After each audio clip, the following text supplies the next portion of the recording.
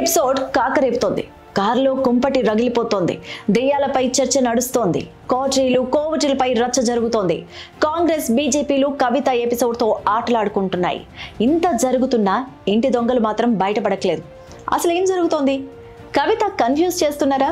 Confuse అవుతున్నారా? పార్టీలోనే ఉంటారా? పార్టీని వీడతారా? కొత్త పార్టీతో కవిత సరికొత్త రాజకీయం షురూ చేస్తారా? తెలంగాణలో ఇప్పుడు ఇదే హాట్ టాపిక్ నడుస్తోంది.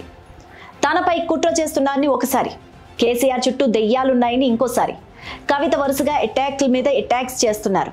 కేసీఆర్తో టచ్లో ఉండేది కేటీఆర్, సంతోష్ రావు, హరీష్ రావులు మాత్రమే అంటున్నారు.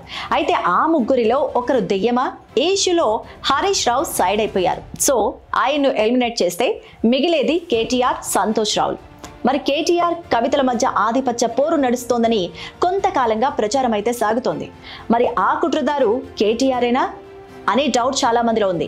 కానీ సడన్ గా కవిత తన ట్వీట్ తో ట్విస్ట్ ఇచ్చారు. ఫార్ములా ఈ కార్ రేస్ లో కవితకు ఏసీబీ నోటీసులు ఇచ్చింది. తాజాగా అన్నకు నోటీసులపై చెల్లి స్పందించారు. రేవంత్ సర్కార్ కుట్ర చేస్తోందని తట్టుకొని నిలబడతాము అంటూ కేటీఆర్ కు ఫుల్ సపోర్ట్ గా వచ్చింది ఈ చెల్లెమ్మ. అయితే ఆ మన్నాడే కవిత మరో కీలకమైన పని కూడా చేశారు. కవిత నాయకత్వంలో సింగరేణి జాగృతి ఆవిర్భావం జరిగింది. సింగరేణిలో 11 ఏరియాలకు కోఆర్డినేటర్స్ కూడా నియమించారు.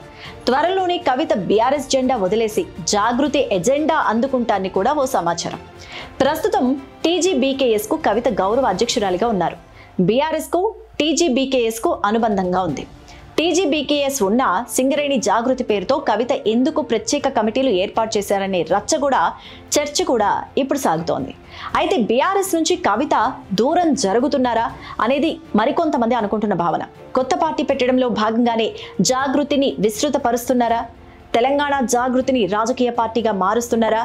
సింగరేణి జాగృతి అందులో మొదటి అడుగా?